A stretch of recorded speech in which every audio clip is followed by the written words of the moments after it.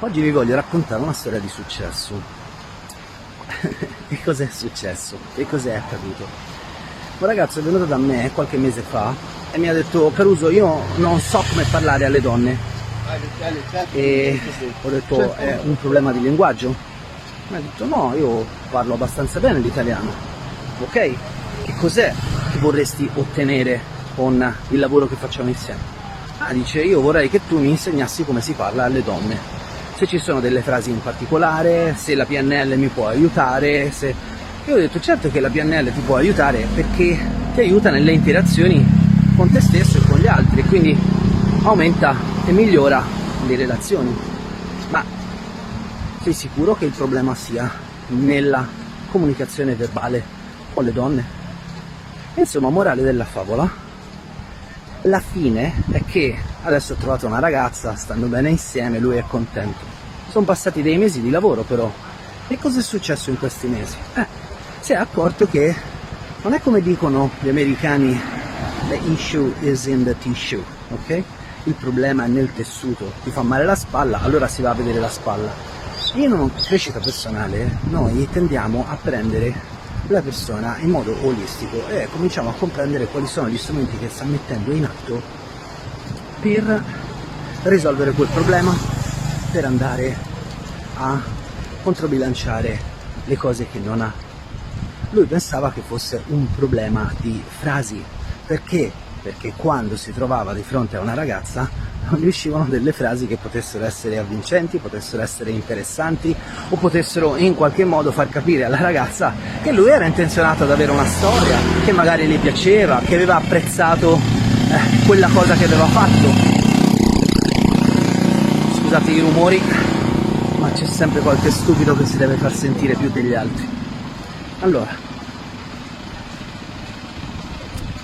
partiamo dal discorso che non è vero che certe volte se non sappiamo fare qualcosa dobbiamo insistere su quel qualcosa. Molto probabilmente ci sono delle aree intorno, le famose aree limitrofe, che vanno a creare resistenza al cambiamento, perché lì c'è un dolore. E allora cosa succede? Succede che bisogna andare ad indagare un po', nel caso di questo ragazzo, qual è il rapporto con il suo lato femminile, qual è il rapporto con le persone in generale, che cos'è che si aspetta da una relazione con una donna. Ecco, scalzando piano piano con delle domande alcune aree che sono limitrofe a quel problema, si può cominciare a notare che manca qualcosa lì, manca qualcosa là, 1 grammo qui, 10 grammi là, e alla fine abbiamo un problema che si identifica in chili di problema,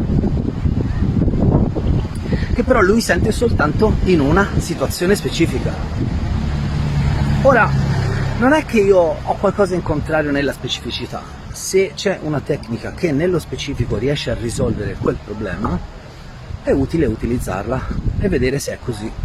Ma se non è così, se avete girato per operatori, se siete stati mesi, se non anni da psicoterapeuti, se avete girato diverse scuole, se avete provato strategie, strumenti e ancora non vi sono serviti, mentre avevate in mente di risolvere quel problema specifico, allora il problema è di nuovo fare un percorso, non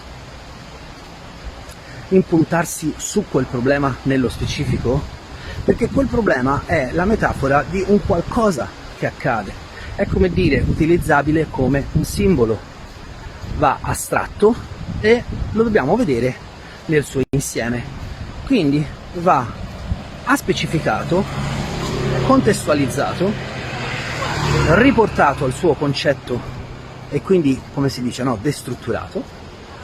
E poi si può cominciare piano piano il percorso in avanti per sapere quali sono gli strumenti che mi possono aiutare in questo momento specifico, che cosa desidero, facciamo pulizia dei miei desideri, facciamo pulizia delle mie intenzioni, qual è il mio mindset. Tutte queste cose, se non le fate, quel problema là ritorna.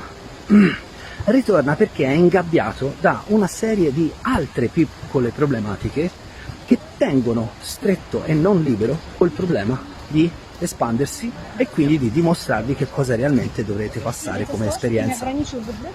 È facile lavorare così da soli? No, non lo è, ve lo dico per esperienza, non lo è. Ho provato in certe circostanze della mia vita con dei problemi specifici a utilizzare tecniche specifiche e poi mi sono accorto che ogni problema va visto da un punto di vista più ampio, scusate il gioco di parole, come dire, va visto dall'alto, va decontestualizzato e poi dopo va ristrutturato e poi dopo bisogna vedere se abbiamo gli strumenti per farlo in autonomia, se ci serve qualcuno che ci faccia da specchio. Ora, questo video è iniziato con vi racconto una storia di successo. Se mi avete seguito fino a qui avete già avuto il successo, cioè sapete che quel ragazzo che ha fatto il percorso adesso si è trovato con una ragazza, stanno bene insieme e stanno chiacchierando insomma di andare a abitare insieme. Bellissimo. Ma quello che il ragazzo vi dirà è: io avevo questo problema, sono andato da Caruso e adesso ho una ragazza. Non vi racconterà mai il percorso, i mesi di intenso lavoro che abbiamo fatto, perché quelli sono un'esperienza che lui ha attraversato e ha già integrato dentro di sé, e come lo fa lui lo facciamo tutti, ok? Un giorno sono partito da casa, sono arrivato sul Monte Bianco, devi vedere che bellezza è lassù. Ah, una figata. Ma non ti racconto che al semaforo c'era il traffico, che ho dovuto mettere benzina. Tutte queste tappe fanno parte del percorso. Se sei una di quelle persone che ha dei problemi e non vuole attraversare un percorso perché è troppo lungo, perché è troppo dispendioso, perché ci vuole troppo, sappi che rimarrai lì e mi dispiace, però è così, la vita funziona in questo modo. Un pezzettino per volta, tutti i giorni, con una buona struttura, una buona strategia e con persone che ti sanno dare degli strumenti orientati verso di te e verso il tuo obiettivo. Ok, spero di averti aiutato, la camminata è quasi arrivata in fondo, ancora una volta da Caruso Colzi è tutto, rifletti su quello che ho detto e magari mi scrivi un commento. A presto.